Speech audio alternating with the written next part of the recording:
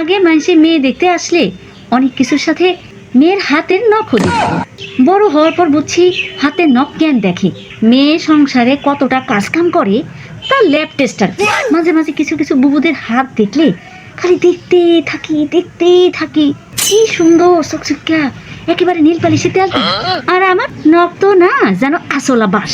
তার হবি না কেন? সারাদিন কোটা বাসা ঘষা মাজা করতে করতে নখ ফাইটা ফুটটা ছেড়া না, এমন পাতলা নখ। তার উপরে বাথরুম, বেসিন, রান্নাঘর, হাঁড়ি পাতিলের অত্যাচারে ভাঙতে ভাঙতে মাংসের সাথে একেবারে লেগে গেছে। তার উপরে চুলার চাকা, বটির খোসা, মাজুনির অত্যাচারে হাতের চারদিকে এমন সৌন্দর্য যে কি আর বলবো। নিজেরে দেখি আর ওইসব বড় বড় নখালা পরিপাটি বুবুদের দেখি। কোথায় রাজধানী আর কোথায় আমি চাকরি?